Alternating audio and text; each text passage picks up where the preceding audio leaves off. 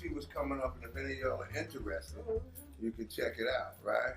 Los Angeles Poverty Department has opened up the whole world for me. It's been a part of my recovery journey, along with my higher power and the 12-step Cocaine Anonymous Fellowship.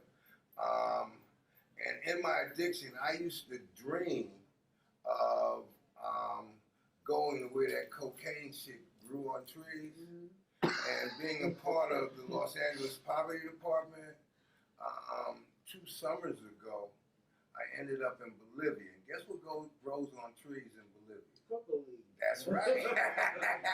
All right. But clean and sober, I didn't brew it, I didn't chew it, I didn't do anything that I wasn't supposed to do with it, which was just look at them other folks do what they had to do. So recently, our latest project is the Cold War. We got a lot of ongoing stuff. You need to go to our website, lapovertydept.org, right? But it's about the Cold War, right? And so we're partnering with a group in the Netherlands called the Peer Group. And the performance, we actually didn't perform while I was over there, Blaze. I've been from September 30th until October, so from September 29th to October 30th. I went to the Netherlands, right? We did research. Well, they got like tall white people there, huh? They got lots of black people too. Really? I got pictures in the camera. How nice. You wanted some camera. Well, I'll get to that part. I then went to Berlin because Berlin in Germany was the flashpoint for World War I. We all heard of Hitler and everything. Yeah. But our project, the Cold War, talks about the era from 1945 when the World War II ended on to 1990 when the Berlin Wall went down. So Berlin was the flashpoint.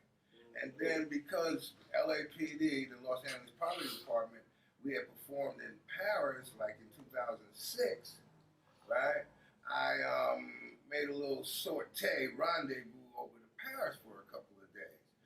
The interesting thing about this upcoming project, the Cold War, is they call it a Cold War for 2 reasons.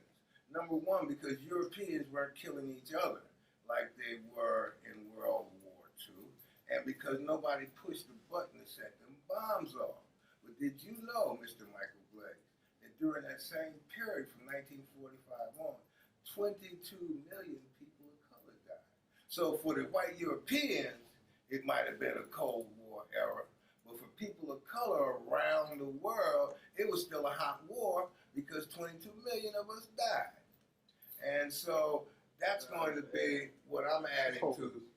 That's what I hope to and intend to bring to this Cold War performance, is the understanding that our people were dying in their quest for liberation and to get rid of their colonial oppressors in the same period that has been officially designated the Cold War era. Clearly, once again, tell them how long you going and where did you go? Okay, so where I went is on September 29th, I took a plane from Los Angeles, went to the Netherlands. The first 12 days, we were in the Netherlands in a little small town near Groningen. And this place used to be a munitions dump. So the United States, as part of its NATO commitment, was duty-bound to bring troops to, in the case of it, there was a Russian invasion or East German invasion, we're supposed to send troops over.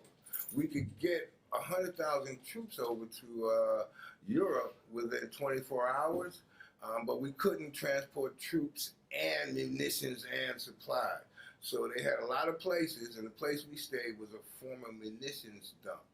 And the people didn't even know that all these guns and ammos and U.S. military supplies were right in their backyard.